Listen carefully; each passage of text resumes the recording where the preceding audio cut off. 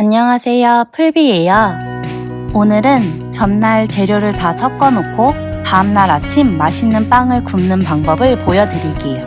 요즘 너무 더워서 움직이기 싫을 때가 많은데 들인 노력에 비해 맛이 너무 좋아서 꼭 만들어 보셨으면 좋겠어요. 열심히 반죽 치고 싶은 날도 있지만 그냥 간단하게 후다닥 만들고 싶은 그런 날도 있잖아요. 그럼 시작해 볼까요?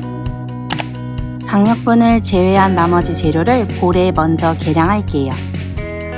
생크림이 없으면 우유로 대체 가능해요.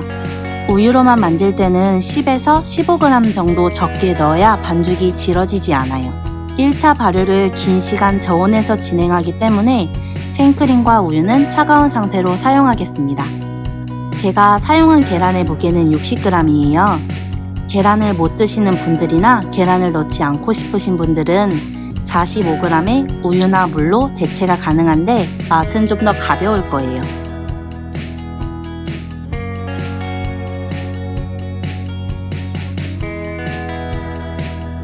버터는 섞기 쉽게 녹여서 사용해주세요. 가볍게 섞어줄게요. 반죽을 치대거나 그럴 필요 없이 그냥 마른 가루가 보이지 않을 때까지 섞은 뒤 동그랗게 모아주세요. 이제 냉장고에서 12시간 발효를 할게요. 냉장고에서 반죽이 천천히 발효되면서 풍미가 더해질 거예요. 냉장고 온도에 따라 발효 시간이 차이가 날 수 있는데 과발효가 되는 걸 최대한 막기 위해 이스트 양도 줄였고 우유와 생크림도 차가운 상태로 사용했어요.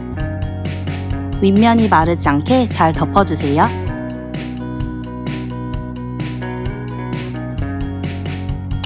좋은 아침이에요. 냉장고에서 바로 나온 반죽은 부피의 변화가 별로 없을 수 있어요. 그리고 단단해요. 반죽의 온도가 올라가면서 부피도 점점 더 커질 거예요.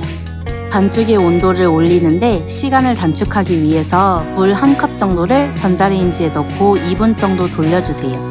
그 다음 반죽을 넣은 뒤 20분 기다려줄게요. 실온에서 반죽의 온도를 올리면 40분 정도 걸릴 거예요. 반죽을 분할하기 전에 정리를 해줄게요. 덧가루를 넉넉히 뿌리고 밖에서 안으로 접어주세요. 반죽이 여전히 차가운데 처음에 비해 많이 부드러워졌어요. 1분 정도 반복한 다음 동그랗게 만들고 15분 휴지해줄게요.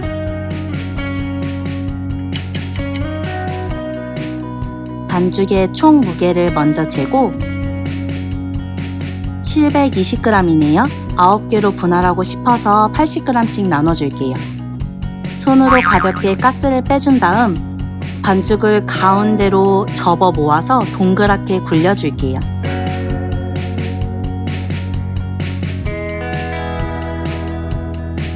(15분) 쉬는 시간. 저는 기다리는 동안 너무 더워서 시원한 녹차 한 잔 마셨어요. 앞에서 반죽을 정리했던 방법과 같은 방법으로 성형을 해줄게요. 매끈한 면을 밑으로 보내고 반죽을 가운데로 모아주세요. 이번에는 마무리를 좀 꼼꼼히 할게요. 표면을 한번 정리해주면서 마무리하겠습니다. 마지막 성형을 할 때 반죽이 차가운 느낌이 있는지 확인해주세요. 반죽이 차가우면 2차 발효가 10분에서 20분 정도 더 걸려요. 저는 반죽에 차가운 기운이 거의 없고 집 온도가 높아서 식탁에 놓고 50분 2차 발효했어요. 왠지 오늘은 버터 맛이 진한 모닝빵이 땡겨서 버터를 듬뿍 발랐습니다. 버터 대신 윤기가 나게 계란물을 칠해도 되고 아무것도 하지 않아도 괜찮아요. 25분 구워줄게요. 오븐에서 나온 모닝빵은 바로 식힌망으로 옮겨주세요. 월요일부터 금요일 아침은 일어나기 바쁘고 일하기 바빠서 정신없이 지내다 보니 주말 아침에 느긋하고 조용하게 빵을 굽는 이 시간이 너무 소중해요. 솔직히 반죽을 열심히 해서 쭉쭉 찢어지는 식빵보다는 덜 부드럽지만 전날 저녁 섞기만 하고 아침에 일어나서 몇 번 만지작 거렸는데 이 정도로 맛있을 수 있다니 너무 놀랐어요. 오늘도 제 영상을 시청해주셔서 감사하고요. 궁금한 점은 댓글로 알려주세요. 쉽게 만들고 맛있게 드셨으면 좋겠습니다. 우리 그럼 또 봐요.